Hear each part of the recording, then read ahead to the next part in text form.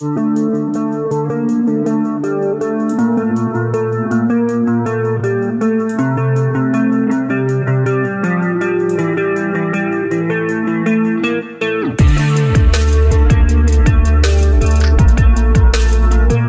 nombreuses personnes font appel aux psychologues pour apaiser leurs souffrances. Quel est leur rôle et à quelles difficultés peuvent-ils être confrontés? Pour en savoir plus, nous accueillons Élodie Ponsin, psychologue clinicienne installée depuis 3 ans à Romanèche-Thorens. Bonjour Élodie. Bonjour. Quand vous étiez jeune, vous avez hésité entre l'art et la psychologie. Pourquoi ne regrettez-vous pas ce choix aujourd'hui ? J'ai la chance de faire un métier qui me passionne et du coup je n'ai jamais regretté ce choix. Je trouve que c'est un métier qui me permet toujours de rester créative, de me réinventer régulièrement. J'ai pu changer d'endroit de travail, d'avoir plusieurs lieux. Donc c'est vraiment très stimulant pour moi. Comme je le dis souvent, moi je me vois pas du tout faire un autre métier. Être avec tant de gens différents, de rencontrer des problématiques différentes, d'avoir pu être dans des lieux aussi différents. Évidemment, chaque jour est différent, donc je le redis encore, mais vraiment c'est très stimulant. Tout type de personnes viennent vous consulter. Pouvez-vous nous résumer l'objectif d'une psychothérapie ? Alors je vais peut-être réexpliquer ce que c'est qu'une psychothérapie parce que pas tout le monde connaît. C'est un traitement psychologique. Alors il y a plusieurs types de psychothérapie, plusieurs outils qu'on peut utiliser, mais ça se fait beaucoup au moyen d'entretien psychologique. On va dire que c'est un travail qui est plutôt à long terme. On prend vraiment le temps d'aller découvrir comment on fonctionne, d'essayer de se comprendre. Ça permet de surmonter des difficultés qu'on peut rencontrer. Moi, mes patients qui viennent me rencontrer, ils vont exprimer du mal-être. Il y a des choses qui sont compliquées pour eux, ils peuvent être en souffrance. Ils peuvent traverser des périodes difficiles, par exemple si ça peut arriver un décès, une séparation, un changement de travail. Donc ils ont besoin de traverser ces moments et ils viennent parce que tout ce qu'ils ont essayé auparavant, ça n'a pas fonctionné et ils ont envie d'aller chercher à l'intérieur d'eux-mêmes des réponses. Donc la psychothérapie, c'est vraiment le travail qu'on fait avec un psychologue ou un psychothérapeute pour essayer de mieux se comprendre et chercher les réponses à l'intérieur de soi. Ça vise à pouvoir transformer de la souffrance en mieux-être, aller vers quelque chose où on se sent mieux parce qu'aussi on se connaît mieux. L'écoute est au cœur du métier de psychologue. Comment faites-vous pour ne pas vous laisser envahir par les souffrances de vos patients ? Quand on est psychologue, si on se laisse envahir par la souffrance des gens, on ne peut pas vraiment leur venir en aide. Qu'est-ce que vous diriez, vous, si vous alliez voir quelqu'un et que la personne, elle se mette à pleurer avec vous ou vraiment, vous la sentez, elle n'est pas en capacité d'accueillir ? Vous n'allez pas avoir envie de vous confier à cette personne. Moi, j'ai fait 5 ans d'études minimum, universitaires, même un peu plus, pour pouvoir comprendre comment les gens fonctionnent, comprendre qu'est-ce qui fait qu'elles peuvent souffrir. Donc j'ai une compréhension aussi vraiment intellectuelle de ce qui se passe. Du coup, je peux ainsi les aider à accueillir ce qu'ils peuvent ressentir et à comprendre pour transformer ce qu'ils sont en train de vivre. Voilà. Tout ce qui est la partie, on va dire plutôt intellectuelle. Après, quand on reçoit de la souffrance, eh bien, évidemment qu'il y a des fois, on n'est pas des machines. Hein. Moi aussi, ça m'arrive de ressentir des émotions, d'être touchée par ce que les personnes peuvent me raconter. Donc, j'ai aussi des lieux où je vais travailler avec d'autres collègues professionnels, psychologues, pour m'aider à comprendre ce qui se passe, ne pas me laisser déborder par la souffrance des gens. En tant que psychologue aussi, on a pu soi-même expérimenter ce que c'est que d'être patient. Ça veut dire que nous aussi, on a fait de la psychothérapie, il y a d'autres choses comme de la psychanalyse. On fait tout ce travail-là pour pouvoir accueillir les personnes en sachant ce que ça fait que d'être patient.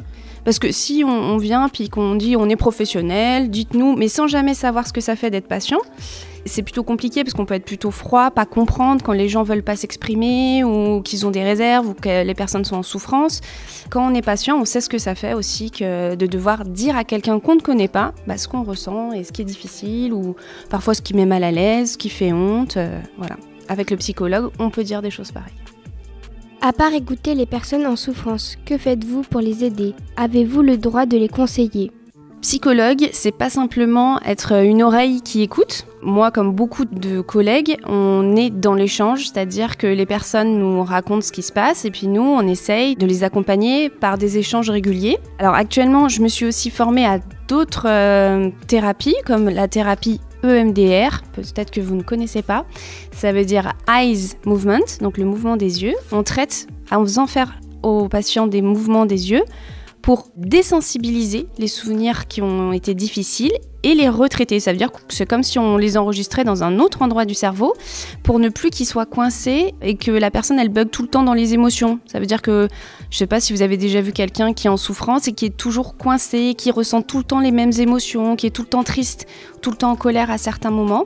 Et en travaillant avec le MDR, ça permet un peu de débloquer les souvenirs. Souvent, les patients, ils vont avoir des idées négatives sur eux-mêmes, comme je suis nul, sur l'estime d'eux-mêmes ou sur leur sécurité quand ils ont vécu un traumatisme. Donc, ils vont dire, je suis tout le temps en danger, ils ont tout le temps peur dans certaines situations. Par exemple, si vous assistez à un accident de voiture, après, dès que vous entendez des pneus qui crissent, vous allez toujours vous dire il va se passer quelque chose de grave. Donc moi, mon travail, c'est d'aller chercher un peu tous les souvenirs qui se rapportent à ces événements et de pouvoir les traiter pour que la personne, elle transforme ses idées négatives en idées positives et qu'elle puisse continuer à avancer. Voilà. Et puis, d'autres choses que je travaille avec les patients, c'est qu'ils puissent trouver leurs ressources en interne. Donc, qu'est-ce que c'est que des ressources ? Les ressources, c'est tout ce qui va vous permettre de vous sentir bien. Vous en avez sans doute, vous, des ressources aussi. Ça va être, par exemple, votre famille, vos amis, ça peut être des activités que vous aimez faire, ça peut être des animaux. Voilà, moi, je vais aider les patients à ce qu'ils puissent bien identifier les ressources qui leur permettent de se sentir bien, pour qu'ils puissent, comme je dis, les mettre dans leur balance. Là, quand il y a trop de choses compliquées de l'autre côté, il faut pouvoir apprendre à mettre des choses positives de l'autre côté de la balance pour essayer d'équilibrer et de ne pas se laisser complètement écraser par le stress. Certaines personnes peuvent vivre des situations très graves. Quelles sont les situations les plus difficiles auxquelles vous avez été confrontés ? Comme je vous le disais, quand on est psychologue et qu'on se forme notamment au traumatisme, on peut rencontrer des personnes qui vont vivre des grandes tragédies, ça peut être des décès, ça peut être des maladies graves. Il n'y a pas de degré dans la souffrance, mais il y a des situations, moi je dirais, ce qui me touche beaucoup, c'est souvent les jeunes, les enfants. J'ai travaillé en établissement, ça s'appelle ITEP, c'est Institut thérapeutique, éducatif, pédagogique. C'est un lieu qui accueille les jeunes qui ont beaucoup de mal à rester en classe, notamment. Ils ont tellement de souffrance en eux qu'ils vont être dans ce qu'on appelle des passages à l'acte. Alors ils vont taper, ils vont insulter, ils ne trouvent plus leur place nulle part. Et c'est vrai qu'accompagner ces jeunes, à la fois c'était très très riche et à la fois parfois c'était dur parce qu'ils avaient des histoires de vie dans leur famille qui étaient très douloureuses. Et voir des jeunes souffrir, c'est souvent moi ce qui peut être, je dirais, le plus difficile. Vous recevez des adultes, enfants et adolescents. Les problèmes et défis sont-ils différents selon les âges ? Ça va pas être la même chose que de travailler avec des enfants, des adolescents et des adultes.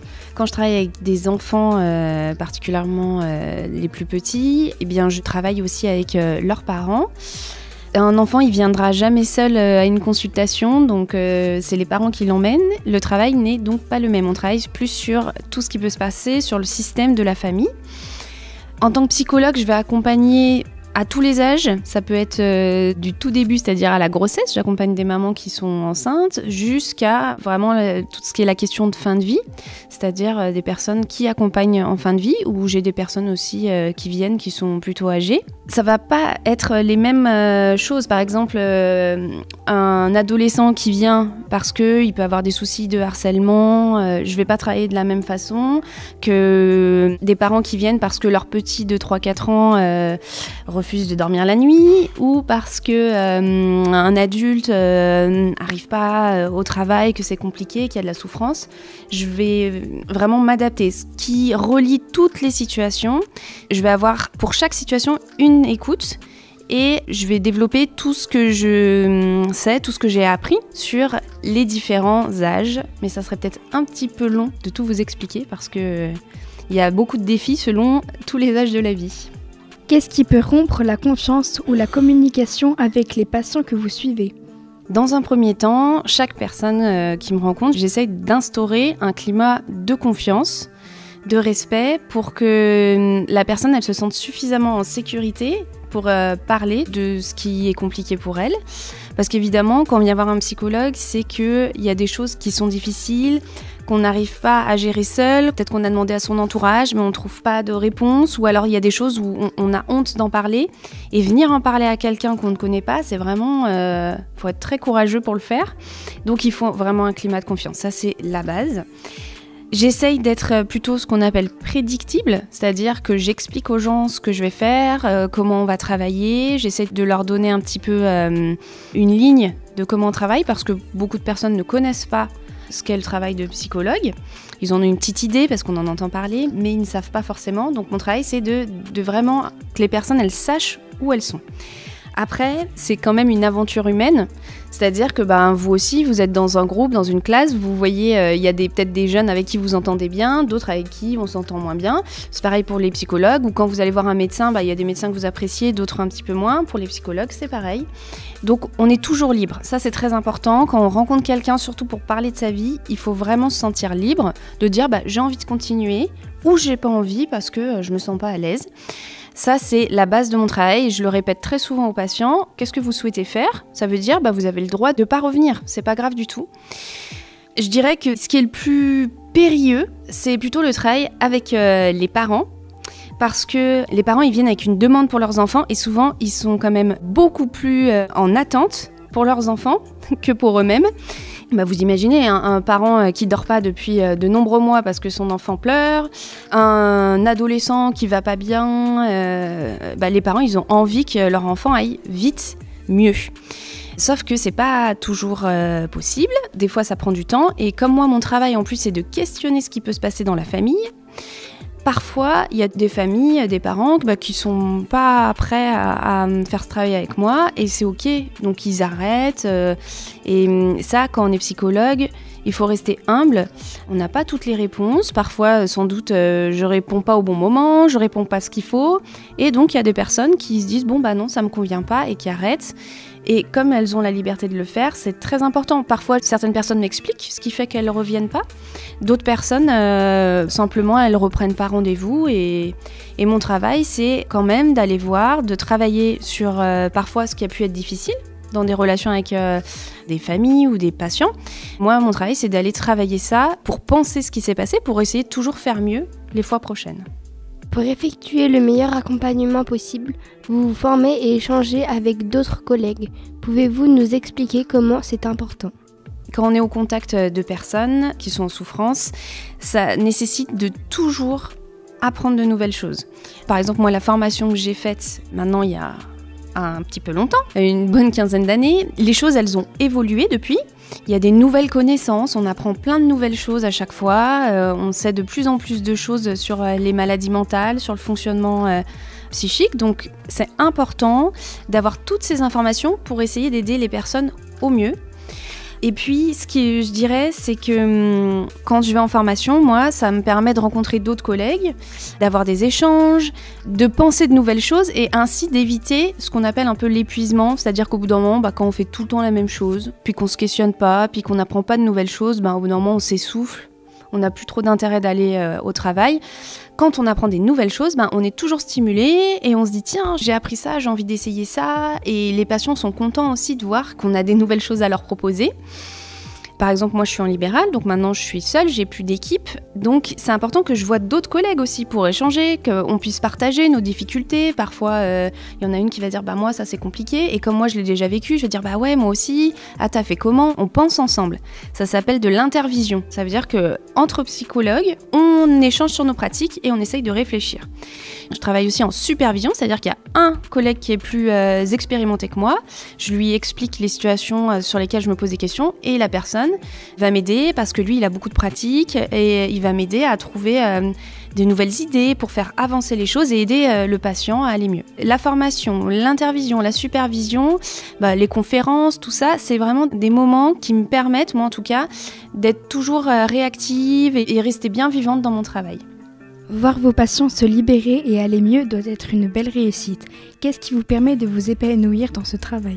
Voir les patients qui vont mieux, surtout depuis que je travaille en EMDR, en thérapie EMDR, c'est très satisfaisant. Après, je reste, comme je vous le disais, humble. Les psychologues, il n'y a que 30% du travail qui se fait en séance, 70% du travail, c'est le patient qui le fait tout seul, de son côté, parce qu'il vit au quotidien. Donc, ils sont extrêmement courageux, les patients, et c'est eux qui font tout le travail. Moi, je suis juste là pour les aider à trouver certains déclics pour avancer. Moi, je suis toujours épatée de voir certaines personnes se sortir de situations qui, à la base, étaient quand même très difficiles et développer plein de nouvelles ressources et s'épanouir. Moi, ce que j'aime maintenant dans mon travail, c'est moi qui est maîtresse de mon travail. Je décide des outils que j'utilise, je décide un peu du rythme de mon travail. J'ai vraiment une grande liberté, ça me permet de m'épanouir maintenant dans mon travail. J'ai beaucoup de chance.